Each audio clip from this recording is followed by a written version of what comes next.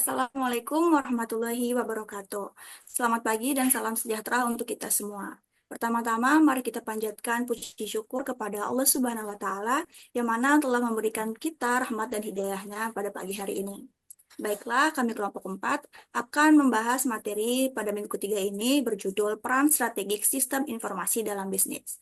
Kelompok 4 berdirikan saya sendiri, Eka Nur Safitri dengan NIM 2205912, Murni Fitriani 2205989, Juwita Amelia Rambe 2205919. Baiklah, tanpa berlama-lama kita masuk ke materi yang pertama yaitu SI dan proses bisnis yang akan disampaikan oleh Juwita Amelia Rambe. Kepada Juwita dipersilahkan.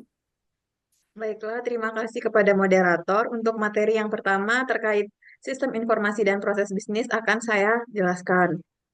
Sistem informasi memiliki peran penting dalam mendukung dan meningkatkan proses bisnis. Di antaranya dengan mengelola informasi yang diperlukan dalam operasi bisnis, mengkoordinasikan pekerjaan agar lebih efisien dan produktif, memastikan aliran informasi yang cepat dan akurat di dalam perusahaan serta dengan mitra bisnis, dan yang terakhir mengotomatisasi proses yang sebelumnya dilakukan secara manual untuk mengurangi kesalahan dan meningkatkan efisiensi. Salah satu contoh proses bisnis yang didukung oleh sistem informasi yang pertama adalah misalnya proses rekrutmen karyawan, di mana dimulai dengan menempatkan iklan lowongan kerja, menghubungi agen tenaga kerja atau menerima lamaran langsung, mengumpulkan dan meninjau resume lamaran, melakukan wawancara, hingga yang terakhir adalah membuat keputusan rekrutmen.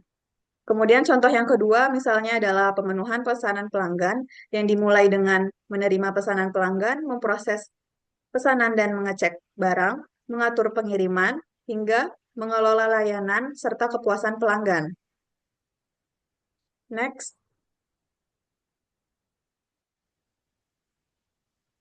Kemudian yang kedua ada sistem informasi dari perspektif fungsional. Sistem informasi berperan dalam berbagai bidang fungsional bisnis, di antaranya mencakup penjualan dan pemasaran, manufaktur dan produksi, keuangan dan akuntansi, dan sumber daya manusia. Untuk penjualan dan pemasaran itu, di antaranya dengan mengidentifikasi pelanggan potensial dan mengelola hubungan pelanggan atau CRM. Yang kedua dengan melakukan pemasaran digital dan kampanye promosi berbasis data, serta mengelola transaksi penjualan dan analisis pasar. Yang kedua adalah dengan manufaktur dan produksi itu dengan mengatur jadwal produksi dan pengelolaan bahan baku, mengoptimalkan proses manufaktur dengan optimatisasi, serta mengontrol kualitas produk dengan sistem digital. Yang ketiga ada keuangan dan akuntansi, di mana dengan mencatat transaksi keuangan dan menyusun laporan keuangan secara otomatis, menganalisis arus kas dan profitabilitas bisnis, serta mengelola pajak, anggaran, dan investasi perusahaan. Dan yang terakhir adalah sumber daya manusia, di mana sistem informasi dapat mengelola data karyawan dan payroll, kemudian memantau kinerja dan memberikan pelatihan berbasis e-learning, serta mengelola rekrutmen dengan sistem ATS atau Applicant Tracking System. Sehingga dengan adanya sistem informasi ini, perusahaan dapat menjalankan proses bisnis lebih cepat, efisien, dan akurat sehingga meningkatkan daya saingnya di pasar. Sekian materi yang dapat saya sampaikan, saya kembalikan kepada moderator.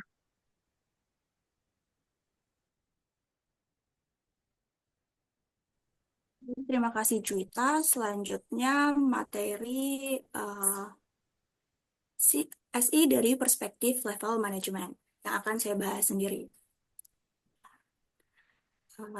SI dari perspektif level manajemen terbagi menjadi 4. Yang pertama ada Transaction Processing System atau TPS. Ini digunakan untuk menangani operasi harian dan mencatat transaksi rutin seperti penjualan, pembelian, inventaris, atau penggajian. Contohnya, sistem point of sale atau POS di retail atau sistem payroll untuk pembayaran gaji karyawan. Yang kedua, ada Management Information System atau MIS. Sistem ini mengolah data dari TPS untuk menghasilkan laporan yang membantu pengambilan keputusan di tingkat manajemen menengah. Contohnya, laporan penjualan bulanan atau laporan stok barang yang membantu supervisor dalam mengelola operasional. Yang ketiga ada Decision Support System atau DSS, membantu manajemen dalam menganalisis data dan mengambil keputusan berdasarkan berbagai variabel dan model analisisnya.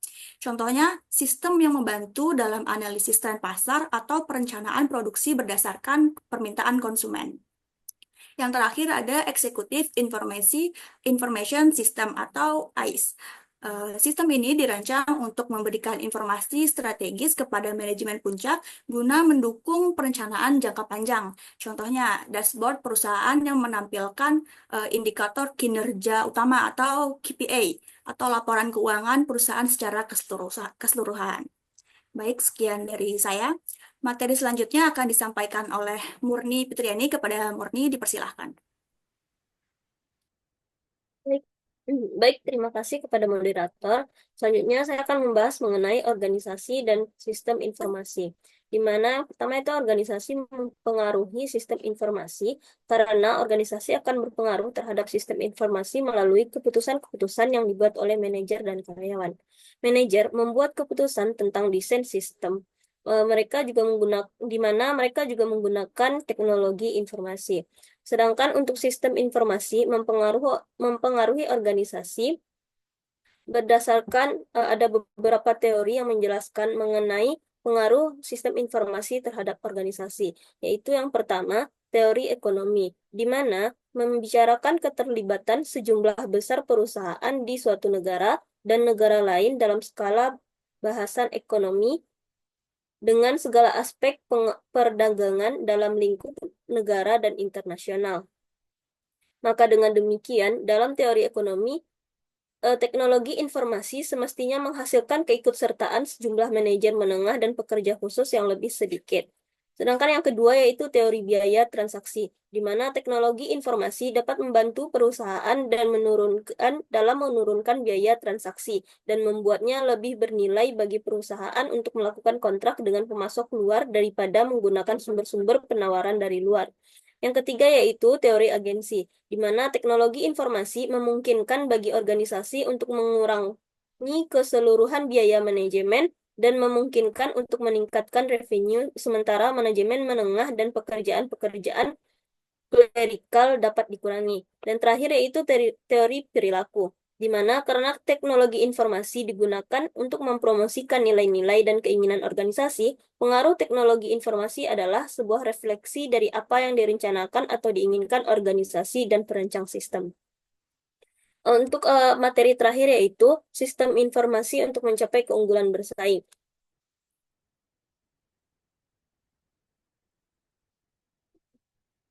Di mana sistem informasi dapat mencapai keunggulan kompetitif pada 3 tingkatan, yaitu pertama keunggulan strategis, yang kedua keunggulan taktis, yang ketiga yaitu keunggulan operasional. Di mana keunggulan yang pertama yaitu keunggulan strategis, yaitu keunggulan yang memiliki dampak fundamental dalam membentuk operasi perubahan. Sistem informasi dapat digunakan untuk mencapai keunggulan strategis.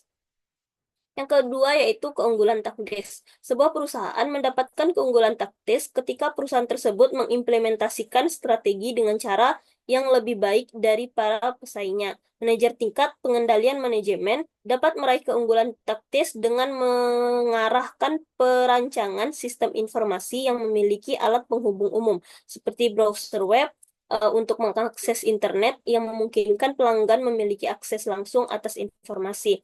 Dan yang terakhir yaitu keunggulan operasional, yaitu suatu keunggulan yang berhubungan dengan transaksi dan proses sehari-hari. Disinilah sistem informasi akan berinteraksi secara langsung dengan proses.